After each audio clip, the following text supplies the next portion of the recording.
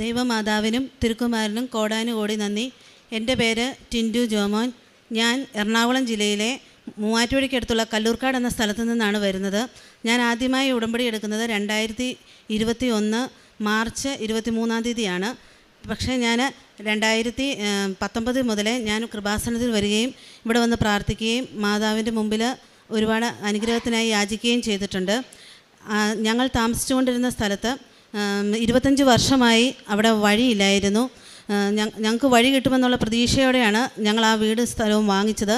പക്ഷേ അവിടെ വന്നു കഴിഞ്ഞപ്പോഴാണ് അറിഞ്ഞത് 2-3 വീട്ടുകാർ, ഞങ്ങളെ കൂടാതെ 2-3 വീട്ടുകാർക്ക് വഴി അവർ കൊടുക്കില്ലായിരുന്നു. പക്ഷേ എങ്കിലും ഞങ്ങൾ വിഷമിച്ചൊന്നുമില്ല. ഞങ്ങൾ മാതാവിൻ്റെ മുമ്പിൽ വന്ന് പ്രാർത്ഥിക്കുകയും ഇവിടുന്ന് കിട്ടിയ ഉപ്പും തൈലവും പിന്നെ ഞാൻ ഇവിടുന്ന് വെഞ്ചരിച്ചു കൊണ്ടുപോയ കൊന്തയുടെ കുരിശും എടുത്ത് ആ സ്ഥലം കിട്ടാതിരുന്ന അവിടെ കൊണ്ടേ കുഴിച്ചിടുകയും അതിൻ്റെ ഫലമായി ആ ആഴ്ചയിൽ തന്നെ അവരിങ്ങോട്ട് വന്ന് പറഞ്ഞു, നിങ്ങൾക്ക് വഴി തരാൻ ഞങ്ങൾക്ക് താല്പര്യമാണെന്ന്.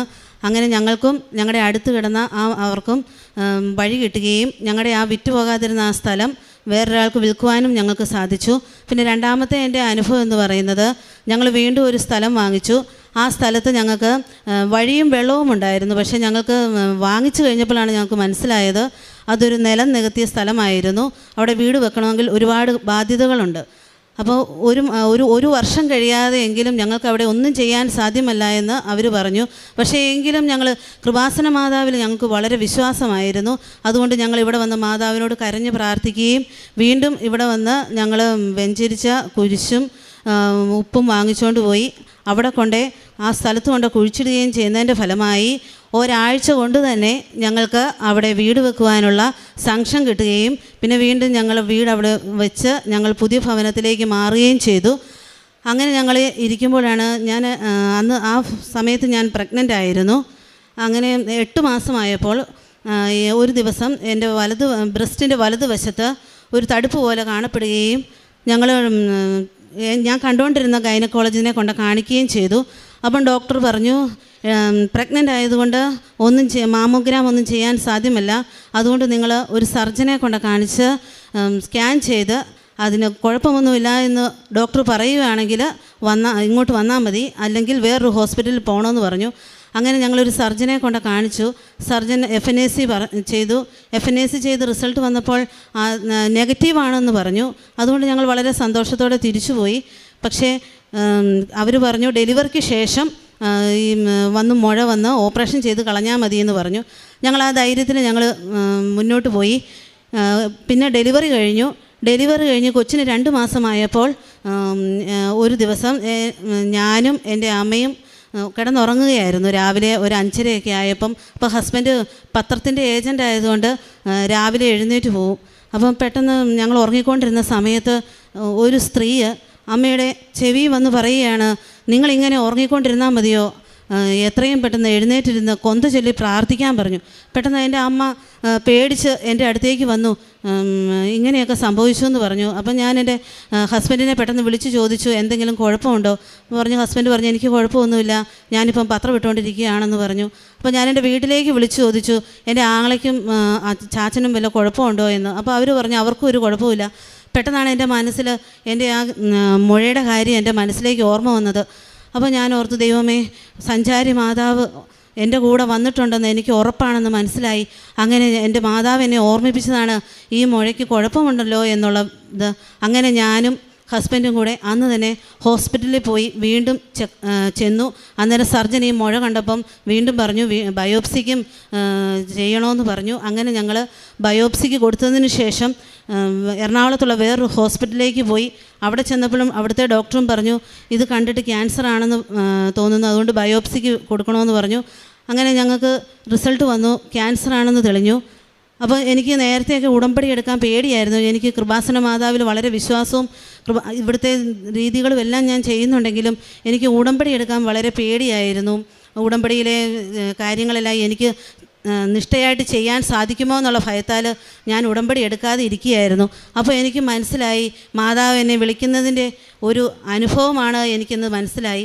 അങ്ങനെ ഞങ്ങൾ ഇവിടെ വന്ന് ഉടമ്പടി എടുത്തു. ബഹുമാനപ്പെട്ട ജോസഫ് അച്ഛനെ കണ്ട് പ്രാർത്ഥിച്ചു. തലയിൽ വെച്ച് കൈകൾ വെച്ച് ജോസഫ് അച്ഛൻ പ്രാർത്ഥിച്ചു. മുഴയുടെ സ്ഥാനത്ത് എന്നോട് കൈകൾ വെക്കാൻ പറഞ്ഞു. അങ്ങനെ ഞാൻ കൈകൾ വെച്ചു. ഇവിടെ വന്ന് ഉടമ്പടി എടുത്തു. അതിനുശേഷം ഞങ്ങൾ തിരിച്ചുപോയി. അപ്പോൾ എന്നോട് പറഞ്ഞിരുന്നു, മുഴ കണ്ടപ്പോൾ തന്നെ ഡോക്ടർ പറഞ്ഞിരുന്നു, ഈ മുഴയുടെ വലിപ്പം കണ്ടിട്ട് ഇത് എല്ലാ അത്യാവശ്യം കുറച്ച് ഓർഗണിലേക്കൊക്കെ വ്യാപിച്ചിട്ടുണ്ട്, പിന്നെ പെറ്റ് സ്കാൻ എടുക്കുമ്പോഴേ ഇതിൻ്റെ റിസൾട്ട് അറിയത്തുള്ളൂ എന്ന് പറഞ്ഞു. അങ്ങനെ ഞാൻ ഇവിടുന്ന് കിട്ടിയ കാശുരൂപവും പിന്നെ ഇവിടുന്ന് കിട്ടിയ ഉടമ്പടി തൈലവും ദേഹത്ത് തേച്ച് ഞാൻ പ്രാർത്ഥിച്ചു കൊണ്ടുവന്ന പെറ്റ് സ്കാനിന് ചെന്നു. അവിടെ ചെന്നപ്പം റിസൾട്ട് വന്നു. മുഴയ്ക്ക് വലിപ്പമുണ്ടെങ്കിലും ഈ മുഴ അകത്തോട്ട് ഒരു ഓർഗനിലോട്ടും വ്യാപിച്ചിട്ടുമില്ല. അതുപോലെ തന്നെ ബ്രസ്റ്റ് പൂർണ്ണമായിട്ട് റിമൂവ് ചെയ്യേണ്ട ആവശ്യവുമില്ല എന്ന് പറഞ്ഞു. ആ ഡോക്ടറിന് പോലും വളരെ അതിശയമായിരുന്നു. പക്ഷേ ഞാൻ ഡോക്ടറിനോട് പറഞ്ഞു, ഞാനിങ്ങനെ കൃപാസനത്തിൽ പോകുമായിരുന്നു, അവിടെ വന്ന് ഉടമ്പടി എടുത്തതിൻ്റെ ഫലമായിട്ടാണ് എൻ്റെ ഓർഗനിലോട്ടൊന്നും വ്യാപിക്കാഞ്ഞെന്ന് ഞാൻ മാതാവിനോട് നന്ദി പറയുകയും ചെയ്തു. അതിനു മുമ്പ് തന്നെ ഞാൻ പ്രഗ്നൻ്റ് ആയിട്ടിരുന്ന സമയത്ത് ഇത് നെഗറ്റീവാണല്ലോ എന്നുള്ള ചിന്തയിലായിരുന്നു ഞാൻ ജീവിച്ചിരുന്നത്.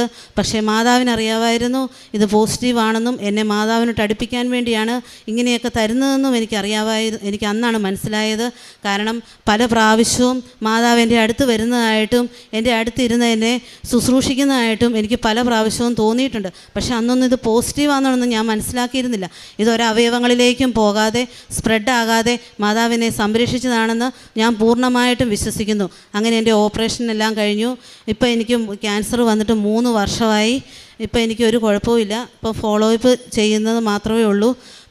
പിന്നീട് പ്രേക്ഷിത പ്രവർത്തനമായിട്ട് ഞാൻ ചെയ്യുന്നത്, ഇവിടുന്ന് കിട്ടുന്ന പത്രം ഞാൻ എല്ലാ വീടുകളിലും കൊണ്ടേ കൊടുക്കുകയും പിന്നെ ഹസ്ബൻഡ് പത്രത്തിൻ്റെ ഏജൻ്റ് ആയതുകൊണ്ട് പിരിവിന് പോകുമ്പോൾ എല്ലാ വീടുകളിലും കയറി എനിക്ക് കിട്ടിയ സാക്ഷ്യങ്ങൾ പറയുകയും പിന്നെ അവരോട് പ്രാർത്ഥിച്ച് അവർക്കും നല്ലൊരു അനുഭവം മാതാവെ കൊടുക്കണമേ എന്ന് പറഞ്ഞിട്ടാണ് ഞാനിത് വിതരണം ചെയ്യുന്നത്.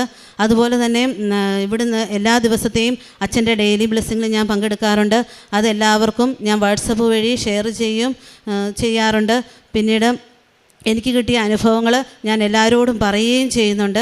പിന്നെ ഉടമ്പടി ധ്യാനവും സാക്ഷ്യങ്ങളും ഞാൻ തുടർച്ചയായി കാണുകയും അതും ഞാൻ ഷെയർ ചെയ്യുകയും ചെയ്യുന്നുണ്ട്. പിന്നെ കാരുണ്യ പ്രവർത്തനമായിട്ട് ഞാൻ ചെയ്യുന്നത്, ഞങ്ങൾ ഉടമ്പടി എടുത്ത അന്ന് മുതൽ എല്ലാ ദിവസവും ഞങ്ങൾക്ക് കിട്ടുന്ന വരുമാനത്തിൽ നിന്ന് 10% ഞങ്ങൾ ഇന്നുവരെ നീക്കി വെക്കുകയും അത് ഒരു തുകയാകുമ്പോൾ ആ തുകയിൽ നിന്ന് എടുത്ത് ഞങ്ങൾ ചികിത്സയ്ക്ക് ആവശ്യമുള്ളവരെ കണ്ടെടുക്കുകയും അവർക്ക് കൊടുക്കുകയും അതുപോലെ തന്നെ അടുത്തുള്ള 3-4 അനാഥാലയങ്ങളുണ്ട് ഞങ്ങളുടെ അടുത്ത്. അവിടെ ചെന്ന് ഞങ്ങൾക്ക് അവർക്ക് ആവശ്യമായിട്ടുള്ള ഭക്ഷണ സാധനങ്ങൾ കൊടുക്കുകയും ഡ്രസ്സുകൾ വാങ്ങിച്ചു കൊടുക്കുകയും പിന്നെ അവിടെ അസുഖമായിട്ടും കിടക്കുന്നവരെയും ആരുമില്ലാതെ ഇരിക്കുന്നവരെയും ഒക്കെ പോയി ആശ്വസിപ്പിക്കുകയും ചെയ്യാറുണ്ട്. പിന്നെ ഉടമ്പടി എടുത്തതിൻ്റെ ഫലമായിട്ട് എനിക്ക് ഒരുപാട് ആത്മീയമായിട്ട് ഞങ്ങൾക്ക് വളരാൻ സാധിച്ചു. ഉടമ്പടിയുടെ സമയത്ത് ചെയ്തുകൊണ്ടിരുന്ന സമയത്തെല്ലാം ഞാൻ ഹസ്ബൻഡും കൂടെ ഒരുമിച്ചാണ് ഉടമ്പടി പ്രാർത്ഥന ചെയ്യുന്നത്. ഹസ്ബൻഡ് 3 മണിയാകുമ്പോൾ എഴുന്നേറ്റ് പത്രം വിടാൻ പോയിട്ട് 5:30 ആകുമ്പോഴത്തേക്കും ഇടയ്ക്ക് ഏത് വീട്ടിലാണോ പത്രം വിട്ട് തീരുന്നതോ 5:30 ആ വീട്ടിൽ വെച്ച് നിർത്തിയതിന് ശേഷം തിരിച്ചു വന്നിട്ട് ഉടമ്പടി പ്രാർത്ഥന 2 പേരും കൂടെ കൂടിയിട്ട് പിന്നെ വീണ്ടും പോയി പത്രം വിടുകയാണ് ചെയ്തുകൊണ്ടിരുന്നത്. പിന്നെ ഇപ്പോഴും ഞാൻ ഉടമ്പടി പുതുക്കി ഉടമ്പടിയിൽ തന്നെയാണ് ജീവിക്കുന്നത്. പിന്നെ 2 ആഴ്ച തോറും ഞങ്ങൾ കുമ്പസാരിക്കാറുണ്ട്. എല്ലാ ദിവസവും തന്നെ മൊബൈലിൻ്റെ അകത്ത് കുർബാന കാണുകയും ഞായറാഴ്ച ദിവസങ്ങളിൽ എല്ലാ ദിവസവും പോയി കുർബാനയിൽ പങ്കെടുക്കുകയും ചെയ്യാറുണ്ട്. ഇത്രയെല്ലാം അനുഗ്രഹങ്ങൾ തന്ന ഈശോയ്ക്കും കൃപാസന മാതാവിനും ഒരുപാട് നന്ദി. ഫിലിപ്പിയർ 4:19 എൻ്റെ ദൈവം തൻ്റെ മഹത്വത്തിൻ്റെ സമ്പന്നതയിൽ നിന്ന് യേശു ക്രിസ്തു വഴി നിങ്ങൾക്ക് ആവശ്യമുള്ളതെല്ലാം നൽകും. ടിൻഡു ജോമോൻ എന്ന ഈ സഹോദരിയും ജീവിത പങ്കാളിയും ഉടമ്പടി ജീവിതത്തിൽ ലഭിച്ച വലിയ അനുഗ്രഹങ്ങളെ അമ്മ മാതാവിൻ്റെ ഈ അൾത്താരയിൽ സാക്ഷ്യപ്പെടുത്തുന്നു. ആദ്യം മകൾ സൂചിപ്പിച്ചത് 25 വർഷമായി വഴിയില്ലാതെ കിടന്നിരുന്ന സ്ഥലത്ത് ഉടമ്പടിയുടെ ഉപ്പ് വിതറി പ്രാർത്ഥിക്കുകയും ഒരു ജപമാലയുടെ കുരിശ് അതിൽ നിക്ഷേപിച്ചുകൊണ്ട് എല്ലാ തടസ്സങ്ങളും ബന്ധനങ്ങളും അതോടൊപ്പം കൊടുക്കുവാൻ വിമുഖമായി നിൽക്കുന്ന മനസ്സിൻ്റെ സാഹചര്യങ്ങളും മാറുന്നതിന് വേണ്ടി അമ്മയെ ചുമതലപ്പെടുത്തി പ്രാർത്ഥിക്കുന്നു. ഒരാഴ്ച കൊണ്ട് സമയച്ചുരുക്കത്തിൻ്റെ അമ്മ ആ വഴി ഇവർക്ക് ലഭിക്കുവാനാവുന്ന വിധത്തിൽ അനുവാദം ആ വീട്ടുകാരിൽ നിന്ന് നൽകുവാൻ സന്മനസ്സായതാണ് സാക്ഷ്യപ്പെടുത്തിയത്. രണ്ടാമത് മറ്റൊരു സ്ഥലം വാങ്ങുമ്പോൾ വഴിയില്ലാതെ അവിടെ ക്ലേശം അനുഭവിക്കുന്നു. എന്നാൽ ചുരുങ്ങിയ നാളുകൾ കൊണ്ട് സ്ഥലസംബന്ധമായ എല്ലാ പ്രശ്നങ്ങളും മാറി പുതിയ വീട് വെച്ച് അവിടെ താമസിക്കുവാനുള്ള സാഹചര്യങ്ങൾ അമ്മ മാതാവ് ഒരുക്കി കൊടുക്കുന്നു. മൂന്നാമത് മകൾ അത്ഭുതകരമായി തൻ്റെ ജീവിതത്തിൽ ലഭിച്ച അനുഭവത്തെ സാക്ഷ്യപ്പെടുത്തിയത് പ്രഗ്നൻ്റ് ആയിരുന്ന നാളുകളിൽ ആ നാളുകളിൽ അനുഭവിക്കുന്ന ഒരു ബ്രസ്റ്റിൻ്റെ തടിപ്പും അത് ചെന്ന് FNAC ചെയ്യുമ്പോൾ കുഴപ്പമൊന്നുമില്ല എന്ന് പറഞ്ഞ് ആശ്വസിപ്പിക്കുന്ന ഒരു റിസൾട്ട് കിട്ടിയതിനെക്കുറിച്ചും അത് ഡെലിവറിക്ക് ശേഷം വീണ്ടും 2 മാസം കഴിയുമ്പോൾ അതിരാവിലെ ഉണ്ടാവുന്ന ഒരമ്മ മാതാവിൻ്റെ പ്രത്യേകമായ ഇടപെടൽ, പ്രാർത്ഥിക്കുവാൻ വേണ്ടിയുള്ള ശക്തമായ നിർദ്ദേശം, ആർക്കെങ്കിലും ആപത്ത് സംഭവിച്ചോ എന്ന് കരുതി ഓരോരുത്തരെയും വിളിച്ച് തിരക്കുന്നു. ആർക്കും കുഴപ്പമില്ല എന്ന് തിരിച്ചറിയുമ്പോൾ വീണ്ടും മകൾക്ക് തന്നെ അമ്മ മാതാവ് ഓർമ്മപ്പെടുത്തി കൊടുക്കുന്നു. തൻ്റെ ബ്രസ്റ്റ് വീണ്ടും കൊണ്ടുപോയി പരിശോധിക്കുവാനും എന്തെങ്കിലും കാര്യമുണ്ടോ എന്ന് തിരിച്ചറിയുന്നതിന് വേണ്ടിയും.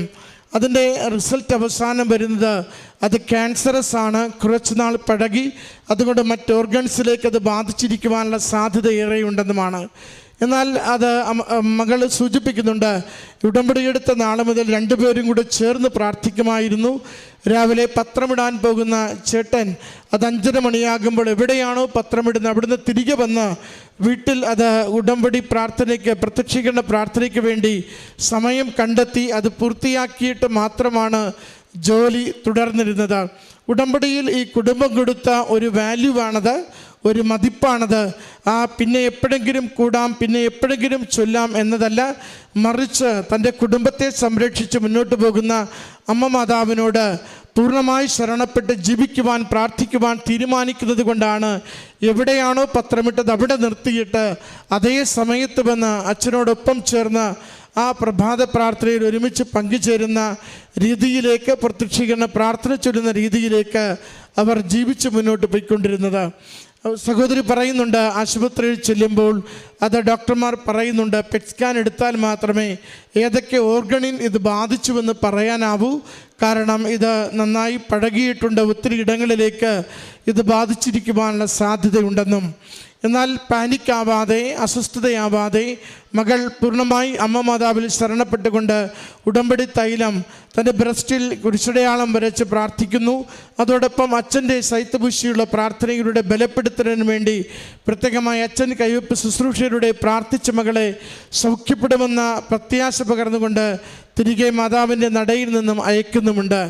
പെറ്റ് സ്കാനൊക്കെ കഴിയുമ്പോൾ ഡോക്ടർമാർ തിരിച്ചു പറയുന്നുണ്ട്, അത് ബ്രസ്റ്റ് മുഴുവൻ നീക്കം ചെയ്യേണ്ട ആവശ്യമില്ല. ഒന്ന്. രണ്ടാമത്തത്, ആന്തരികമായ മറ്റൊരു അവയവത്തെയും ക്യാൻസർ ബാധിച്ചിട്ടില്ല. ആ മുഴ മാത്രം മാറുമ്പോൾ പൂർണ്ണ ആരോഗ്യത്തിലേക്ക്, സൗഖ്യത്തിലേക്കും ജീവിതം പ്രവേശിക്കുകയാണെന്ന്. പ്രിയമുള്ളവരെ, സഹോദരി ആവർത്തിച്ച് പറയുന്നുണ്ട്, ഉടമ്പടി എടുത്ത നാൾ മുതൽ ഉടമ്പടിയിൽ ജീവിക്കുന്നു, ഉടമ്പടി വിശ്വസിക്കുന്നു, അമ്മ മാതാവിൻ്റെ വലിയ സംരക്ഷണവും സ്നേഹവും അനുഭവിക്കുകയും ചെയ്യുന്നു. അതുകൊണ്ട് എത്ര വലിയ ക്ലേശകാലത്തിലേക്ക് പോകുമ്പോഴും ഒരിക്കലും പതറാതെ അമ്മ മാതാവ് ആ പ്രഗ്നൻ്റ് ആയിരുന്ന കാലത്ത് എനിക്ക് ക്യാൻസറിൻ്റെ എല്ലാ ലക്ഷണങ്ങളും ശരീരത്തിലുള്ളപ്പോഴും എന്നെ അറിയിക്കാതെ പ്രത്യാശയോടെ ഒരു കുഞ്ഞിന് ജന്മം കൊടുക്കുവാൻ എന്നെ സഹായിക്കുകയും എന്നാൽ അത് വീണ്ടും അത് അപകടകരമാവിധം വളരുവാൻ സാധ്യതയുള്ള കാലത്ത് എന്നെ വിളിച്ചുണർത്തി ആശുപത്രിയിൽ കൊണ്ടുചെന്ന് ആ രോഗത്തെ സൗഖ്യപ്പെടുത്തി പൂർണ്ണമായി ഇന്ന് ഈ അൾത്താരയിൽ നിലനിർത്തുന്നു. അൾത്താരയിൽ നിന്ന് ദൈവനാമത്തെ പ്രഘോഷിക്കുവാൻ എന്നെ സഹായിക്കുന്നുവെന്ന് ഉടമ്പടി നമുക്ക് ഓർമ്മപ്പെടുത്തലാണ്. അത് ദൈവം കൂടെയുണ്ടെന്നും അവൻ കരുതുന്നുണ്ടെന്നും ഏതൊരു ക്ലേശത്തിലും അത് മാറ്റിത്തരുവാൻ തക്കവിധം ഒരമ്മ കൂടെ ജീവിക്കുന്നുവെന്ന് ഓർമ്മപ്പെടുത്തുന്നുണ്ട്. ഉടമ്പടി നമ്മളെ സൗഖ്യപ്പെടുത്തുന്നുണ്ട്. അത് ആന്തരികമായ മുറിവുകളെ സൗഖ്യപ്പെടുത്തുന്നു, ശരീരത്തിൻ്റെ രോഗങ്ങളെ സൗഖ്യപ്പെടുത്തുന്നു. അമ്മ ഏറ്റെടുക്കുന്ന വിഷയങ്ങളൊക്കെയും സൗഖ്യപ്പെടുത്തിക്കൊണ്ട് ജീവിതത്തെ ബലപ്പെടുത്തി മുന്നോട്ട് പോകുവാൻ നമ്മളെ സഹായിക്കുന്നുണ്ട്. അതുകൊണ്ട് ഉടമ്പടിയിൽ ജീവിക്കുമ്പോൾ നമുക്ക് പറയണം, എത്ര പഴയതാവട്ടെ, 25 വർഷം പഴക്കമുള്ള തുറക്കാത്ത വഴിയാവട്ടെ, അത് തുറന്നു തരുവാൻ അമ്മയുടെ നേതൃവസ്തുക്കളെ വിശ്വാസത്തോടെ പ്രയോഗിക്കുമ്പോൾ നമുക്കത് അനുവദിച്ചു തരുന്നു. എത്ര ഗൗരവമുള്ള രോഗമാവട്ടെ, ആ രോഗത്തെ നിസ്സാരമായി സൗഖ്യപ്പെടുത്തി പൂർണ്ണ ആരോഗ്യത്തോടു കൂടി ദൈവവേല ചെയ്യുവാൻ നമ്മളെ ശക്തിപ്പെടുത്തുന്നു. അതുകൊണ്ട് സന്തോഷത്തോടെ, സ്നേഹത്തോടെ ഉടമ്പടിയിൽ നമുക്ക് വ്യാപരിക്കാം. നമ്മുടെ ജീവിതമറിയുന്ന അമ്മ മാതാവ് തിരുക്കുമാരന് കൊടുത്തുകൊണ്ട് തക്ക സമയത്ത് നമ്മുടെ ജീവിതത്തിൽ ഇടപെട്ട് സൗഖ്യവും ആരോഗ്യവും ജീവിതത്തിന് മുന്നോട്ടുള്ള വഴികളും തെളിച്ചു തരും. ആ അമ്മയിൽ ആശ്രയിച്ച് ജീവിക്കുവാൻ നമുക്ക് പരിശ്രമിക്കാം. എല്ലാ നന്മകൾക്കും നന്ദി പറഞ്ഞുകൊണ്ട് കരങ്ങളടിച്ച് ഈ സാക്ഷ്യം നമുക്ക് സമർപ്പിക്കാം. അത്യപൂർവ ദൈവാനുഭവങ്ങൾ ഇനി നിങ്ങൾക്കും സ്വന്തം. ഈ യൂട്യൂബ് ചാനൽ ഇതുവരെ സബ്സ്ക്രൈബ് ചെയ്തിട്ടില്ലെങ്കിൽ ഇപ്പോൾ തന്നെ സബ്സ്ക്രൈബ് ചെയ്യുക. ഈ വീഡിയോ ഇപ്പോൾ തന്നെ നിങ്ങളുടെ സുഹൃത്തുക്കൾക്ക് ഷെയർ ചെയ്തുകൊണ്ട് കർത്താവിൻ്റെ പ്രേക്ഷിതരാകുക.